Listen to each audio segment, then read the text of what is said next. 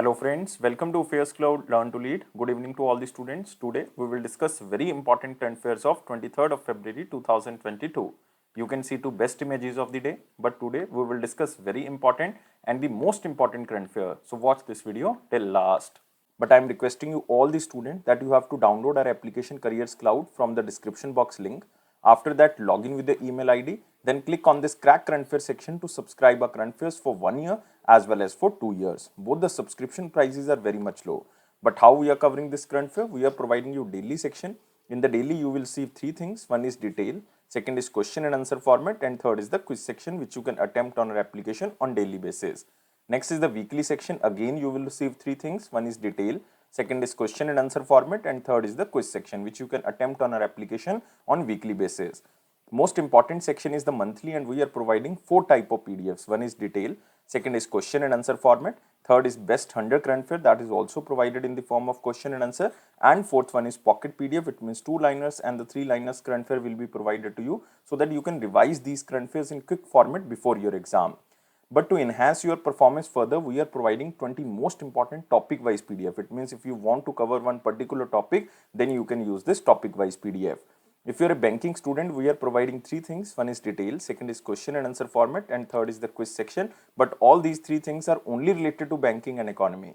And you can attempt this quiz only on our application on monthly basis. If you want to cover all the past current affair of 2021 just from single PDF, then you can use this exam PDF.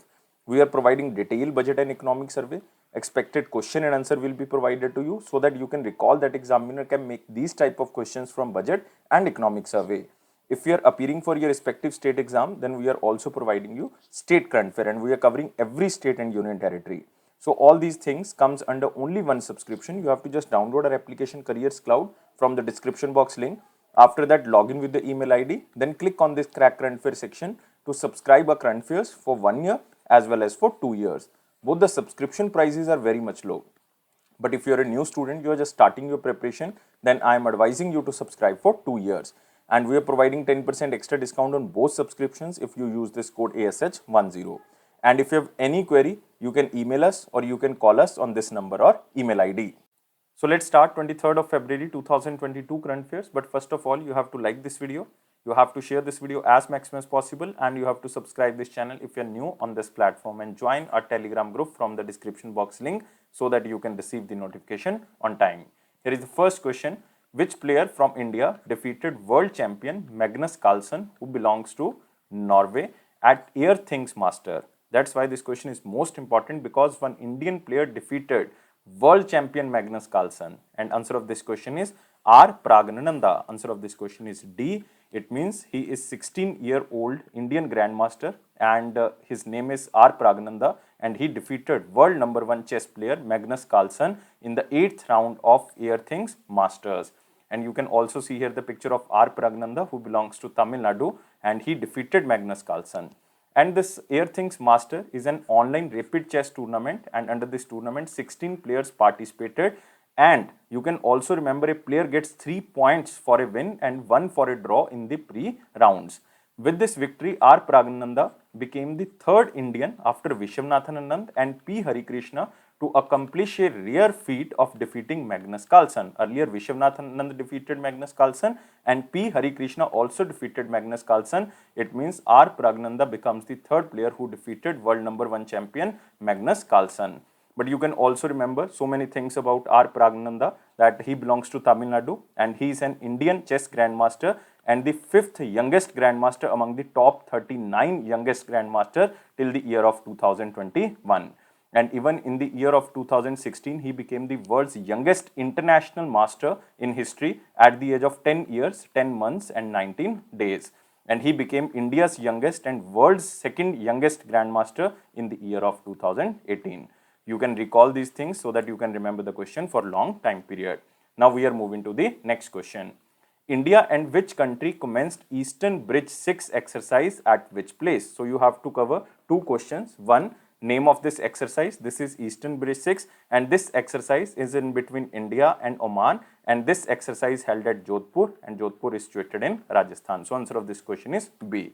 So this is the 6th edition of 5-day bilateral air exercise between the Indian Air Force, it means IAF, and the Royal Air Force of Oman, namely Eastern Bridge 6, and it commenced at Jodhpur Air Force Station in the state of Rajasthan. And you can also see here India-Oman bilateral Air Force exercise begins in Jodhpur, and the exercise named as Eastern Bridge 6. And from the Indian Air Force has deployed fleet of Sukhoi, Jaguar and Mirage 2000 fighter jets for the 6th edition of the exercise Eastern Bridge. And the main objective of this exercise is just to provide opportunity to enhance operational capability and interoperability between the two air forces. And Eastern Bridge promotes professional interaction, exchange of experiences, enhancement of operational knowledge and strengthening of bilateral relations.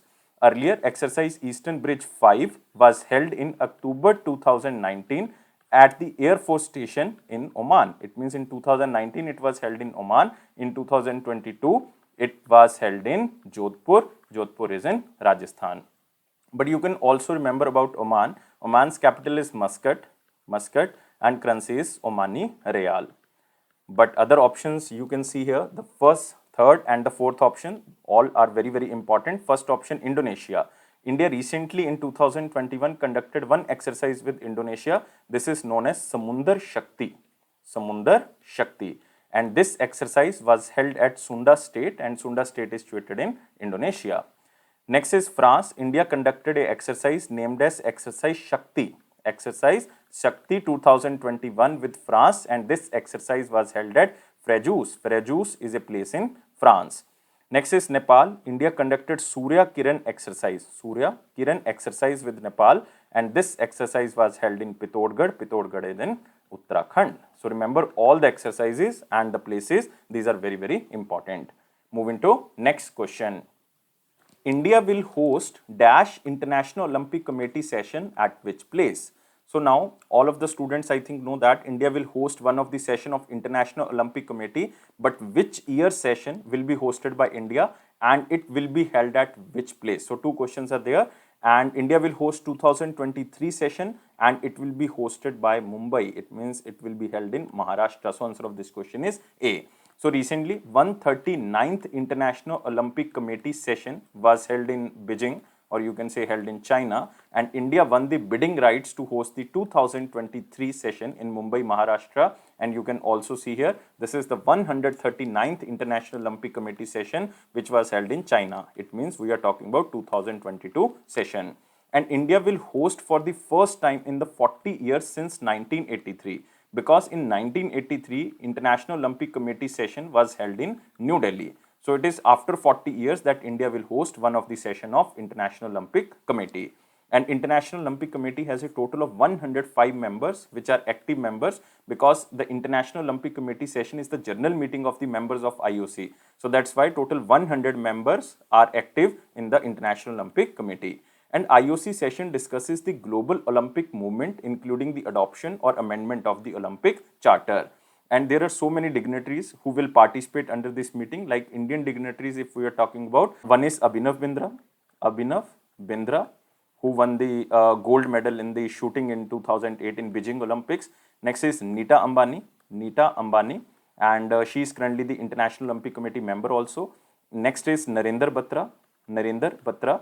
He is Indian Olympic Association President, very important name, and Youth Affairs and Sports Minister Anurag Singh Thakur. So these four will participate from the Indian side. One is Abhinav Bindra, second is Nita Ambani, third is Narendra Batra, and fourth one is Anurag Singh Thakur.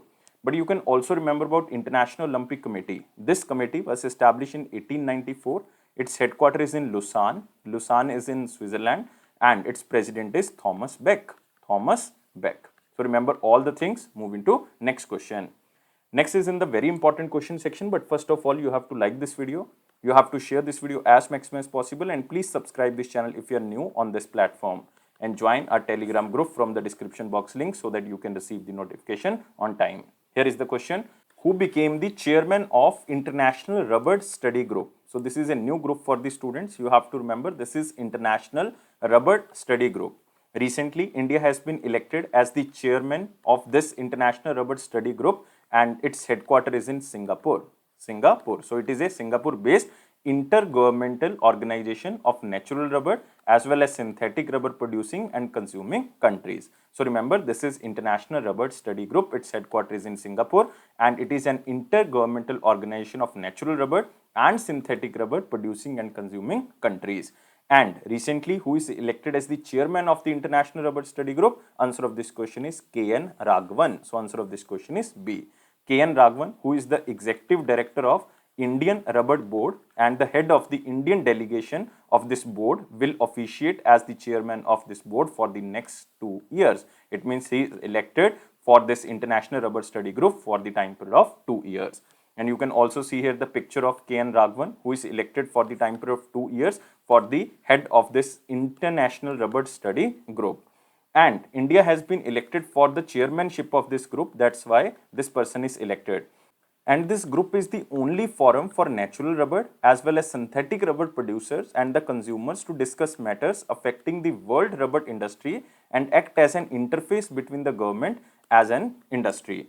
But you have to remember, this organization or this group will collect and share the statistics on the production, consumption and trade in natural rubber and synthetic rubber across the globe. And it is the only international commodity body which is approved by the Common Fund for Commodities for Development Financing in the rubber sector.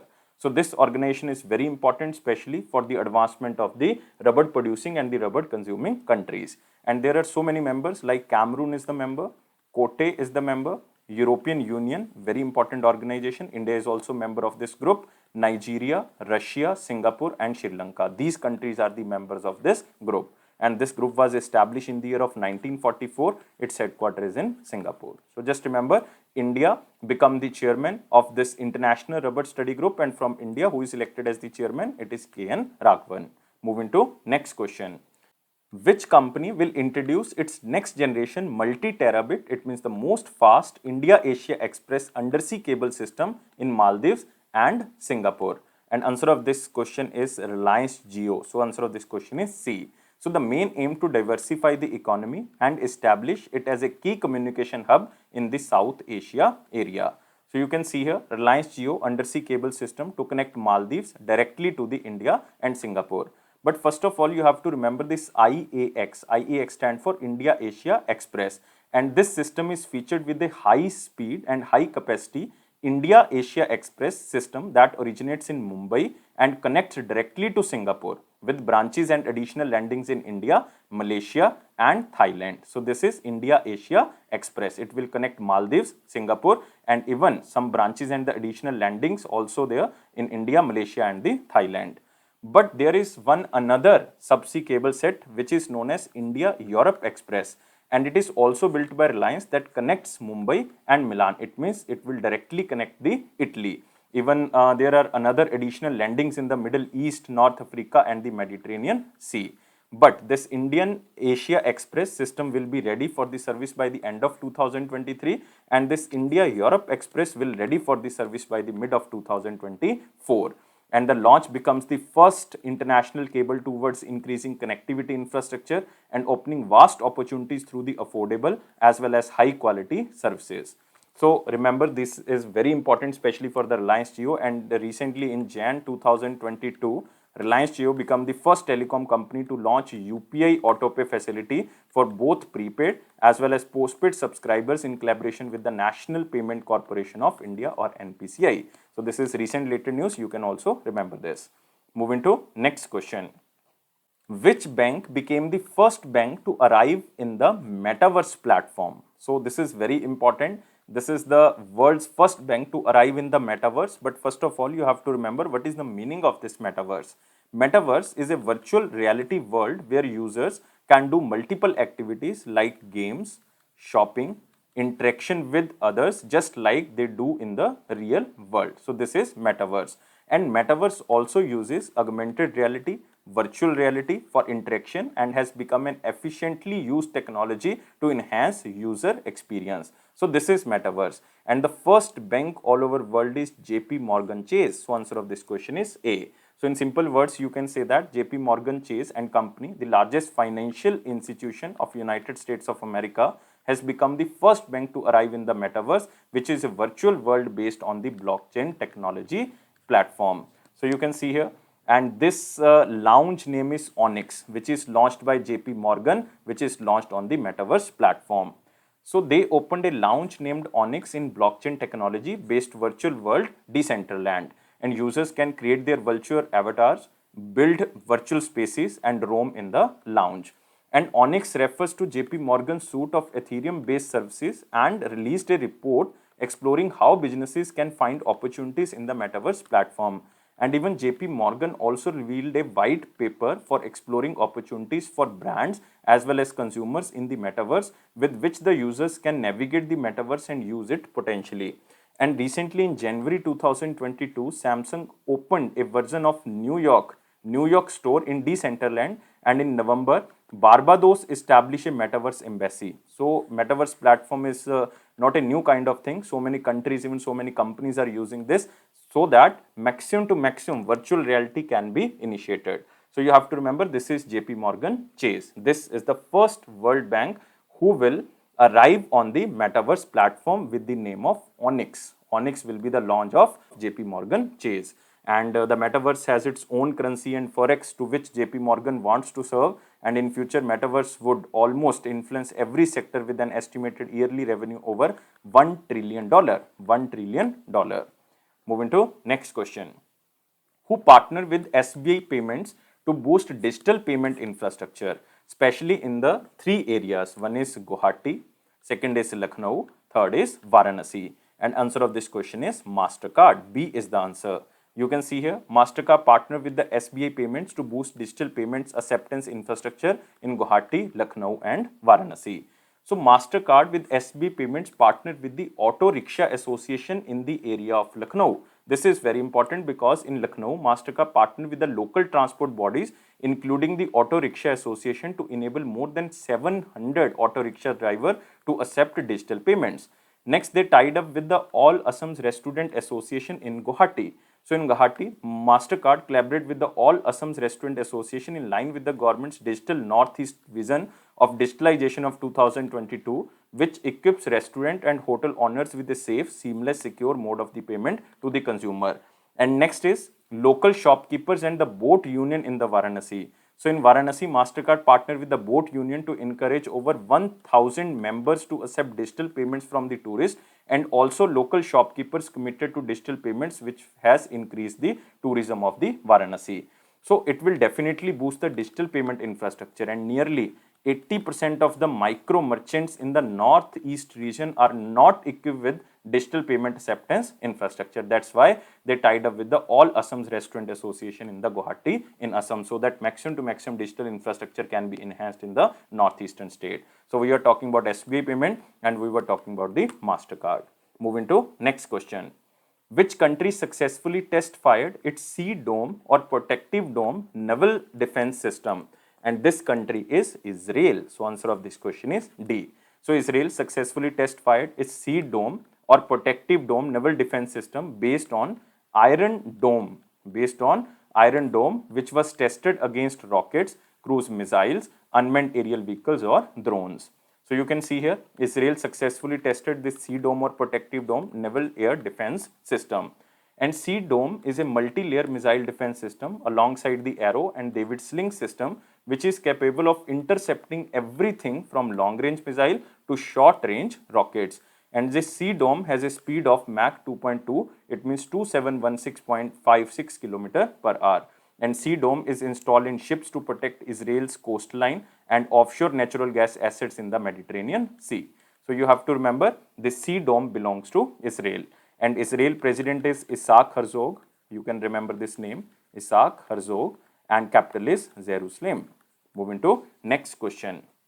Who signed MOU with Ballard Power System? This company belongs to Canada, for commercialization of hydrogen fuel cells in India. In simple words, you can say that hydrogen fuel cells can be manufactured in India with the combination of these two companies. One is Ballard Power System. This belongs to Canada, and this company is a global leader in fuel cell technology, and this is also NASDAQ listed company. And from Indian side, this is Adani Group. So answer of this question is C. So you can see here, Adani Group inspect with the NASDAQ listed Ballard Power from Canada for hydrogen fuel cells. And Adani Group partners with the Ballard to create a shared fuel cell ecosystem in India. So it is to elevate a joint investment case for a commercialization of hydrogen fuel cells in mobility as well as industrial applications in India. So under this MOU, Adani Group and Ballard will examine the options to cooperate, including potential collaboration for fuel cell manufacturing in India. So under this MOU, both the organizations will deploy innovative use cases across the various businesses with fuel cell trucks, mining equipments, marine vessels, off-road vehicles, and critical industrial power, so that hydrogen fuel can be enhanced and Indian environment, especially the environment, can be cleaned through this green hydrogen technology. So you have to remember about Adani Group here. Adani Group was established in the year of 1988. Its headquarters is in Ahmedabad, Gujarat, and managing director is Rajesh Adani. Rajesh Adani is managing director, and who is the chairman? Chairman is Gautam Adani. And also remember Ballard Power System. Ballard Power System belongs to Canada. Vancouver is the headquarter, and it is a global leader in the fuel cell technology. Moving to next question. Which bank signed as acquiring partner for the e-RUPI service? This is just a one-liner question. Remember this question as same as in slide. And this payment bank is Paytm Payments Bank. So answer of this question is A. So Paytm's Payment Bank Limited announced that it is an official acquiring partner of e-RUPI vouchers, which will be accessible at offline stores across India.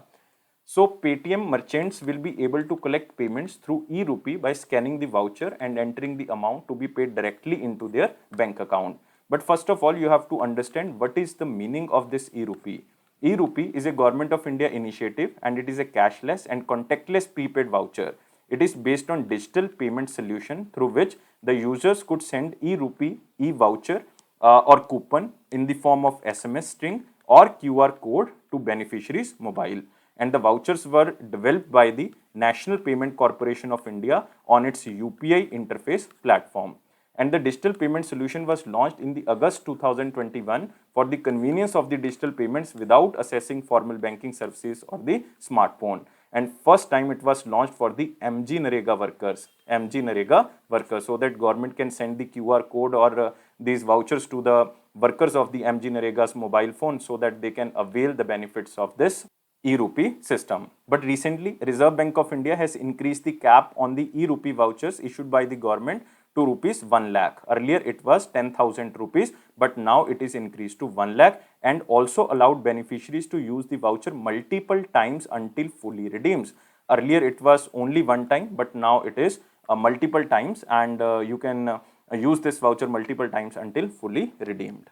But you can also remember about Paytm Payment Bank. It was established in the year of 2017. Its headquarters is in Noida, and managing director and CEO is Satish Kumar Gupta.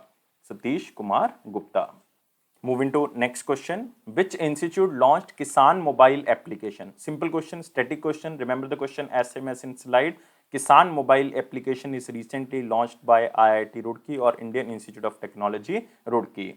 So IIT Roorkee launched this KISAN mobile application, and the application will provide agro-meteorological services to the farmers. It means this application will provide farmers with easy access to weather forecast and weather-based agro-meteorological advisory bulletins for all 6 blocks of Haridwar district through phones. It means it is specially launched in the area of Uttarakhand. And remember, this is launched for the farmers of Uttarakhand first, but it will be launched all over India. And the application is available in bilingual. It means users will get the information in Hindi as well as in English. Just remember, KISAN application is launched by IIT Roorkee. Moving to next question. IIFL Home Finance signed $68 million loan agreement with which organization for the green housing projects? Remember, $68 million stands for almost 635 crore rupees, 435 crore rupees. And this loan is provided by Asian Development Bank. So answer of this question is B. So IIFL Home Finance Limited signed a loan agreement with the Asian Development Bank, and Asian Development Bank will provide $68 million loan to the IIFL Finance. And this loan is for affordable green housing. But now the question rises, what is the meaning of this green housing? So it mainly focuses on the efficient use of energy, water, and building material. And these houses are designed to environmentally more sustainable and climate resilient. And it is to provide the financial support for the affordable green housing for lower income women borrowers in India. The loan will support green housing portfolio projects of IFL and also provide assistance to incentivizing developers to adopt green certification standards in the building climate resilient affordable housing. And you can also remember under this ADB loan, 80% will be lended to women borrowers or co-borrowers and 20% will be allocated to the financing mortgages for green certified homes for the low income household. So 80% is mandatory that it will be lended to the women borrowers. And you can also remember about Asian Development Bank. It was established in the year of 1966. Total member countries are 68 and president is Masta Sugu. You can remember the name, and headquarters is in Manila, Philippines. Moving to next question. So next question is in the important question section, but first of all you have to like this video, share this video as maximum as possible, and please subscribe this channel if you are new on this platform and join our Telegram group from the description box link. Here is the first question in the important section. Central government approved the continuation of central sector scheme which is known as BIM or Border Infrastructure and Management till the end of March 2026. So it is with the recommendations of 15th Finance Commission. Almost all the schemes which are basically ending in 2022 extended by the end of financial year of 26, or you can say March 2026. And total allocation under this scheme till the March of 2026 is 13,000 crore. This is the total financial outlay of this scheme. So the government has decided to continue the umbrella scheme that is known as Border Infrastructure and Management till the end of March 2026. And the Ministry of Home Affairs is responsible for the improvement of border infrastructure. And this continuation will strengthen the border infrastructure for improving border management, policing and guarding the border, especially the security of the borders. And this BIM scheme will help in the creation of infrastructure such as the construction of the border fences, border flood lights, technological solution, border roads and border outposts. It is specially to secure the Indo-Pakistan border, Indo-Pakistan, Indo-Bangladesh border, Indo-China border, Indo-Nepal, Indo-Bhutan, Indo-Myanmar border. And India shares maximum boundary with Bangladesh. This is 4096 kilometer. And second boundary India shares maximum with China. And China 3488 kilometer. And third is Pakistan. Pakistan is 3323 kilometer. Remember, largest boundary with Bangladesh, second largest with China, and third largest is with Pakistan, 3323 kilometer. So just remember, this scheme will continue till the end of financial year of 26. Moving to next question. Next question is, wildfires are predicted to worsen in the coming years and decades, and the United Nations Environment Program report, which is known as Frontiers report. So recently, United Nations Environment Program released a 4th edition of a report which is known as Frontiers 2022, Noise, Blazes and Mismatches, Emerging Issues of the Environmental Concern. And this report predicts that wildfires will worsen in the upcoming years and decades. And the Frontiers report of UNEP identify and draw attention to the emerging issues of the environmental concern. And the report specially states that wildfires are becoming more frequent, larger and more intense due to the climate change. And the first time this Frontiers report was published in 2016, and this is the 4th edition of this report which is released in the year of 2022. But you can also remember about UNEP. UNEP headquarters is in Nairobi. Nairobi is in Kenya, and executive director is Iyengar Anderson. Moving to next question, and it is from our one-liner important point, and here is the first point, but we already covered that India wins the bid to host 2023 International Olympic Committee session in Mumbai after 40 years, because first time India hosted this session in 1983 in New Delhi. Already covered in the detail section. India expects fuel demand to grow 5.5% in the next fiscal year or the financial year. So according to the estimates released by Petroleum Planning and Analysis Cell under the Ministry of Petroleum and Natural Gas, India fuel demand is likely to grow by 5.5% in the financial year of 23. And this data is given by Ministry of Petroleum and Natural Gas. Union Minister is Hardeep Singh Puri ji, and he is currently the member of Rajya Sabha from Uttar Pradesh. ICICI Bank buy 9.49% stake in the Verve Financial Services. Just read this line. And this is purchased by ICICI, and this stake is worth rupees 20 crore rupees, and this is purchased by ICICI. And IIC CEO and Managing Director is Sandeep Bakshi, headquarters in Vadodara and also in Mumbai, founded in 1994. Next, Rural Development Minister Giriraj Singh ji launched Rural Connectivity GIS data or Geographical Information System data in public domain. So as a part of the implementation of Prime Minister Gram Sadak Yojana, GIS data for more than 8 lakh rural facilities as points, 10 lakh habitations and 25 lakh kilometers of rural roads have been collected and digitized using the GIS platform or Geographical Information System platform developed by the Prime Minister Gram Sadak Yojana. So this is not important, just read this line. Next, United Nations Environment Program 4th edition Frontier Report we already covered. World Thinking Day observed on 22nd of February 2022, again very important day, and it is observed by the Girls Guide and Girl Scouts, and it is observed in 150 countries across the world to speak up on the gender equality and climate change. This World Thinking Day celebrated since 1926 and it is a day of international friendship. And the theme is Our World, Our Equal Future. This is the common theme from 2022 to 2024, but the caption is the environment and gender equality. Because the main aim of this day is to speak up on the gender equality and the climate change. That's why the theme is the environment and gender equality. Moving to the question of the day, what is the question of 22nd of February 2022? What percentage of branches of particular bank has to be opened in the rural areas as mandated by the Reserve Bank of India? So at least 25% of the total number of the banking outlets opened during a financial year must be open in the unbanked rural areas, and in the banking terms you can remember these are known as tier 5 and tier 6 cities, and total 25% is the condition. Moving to the question of the day, what percentage of loans by a particular bank has to be provided under the priority sector lending as mandated by the RBI? So you have to tell me answer only in the comment box. Very basic question for the banking students. But please like this video. Please share this video as maximum as possible, and please subscribe this channel if you are new on this platform and join our Telegram group from the description box link and press this bell button so that you can receive the notification on time. But it is Affairscloud promise that it will boost your confidence in the general awareness section definitely. And don't take life so much serious. Life is fun. Always be happy like this smiley. Thank you guys. Take care and bye-bye.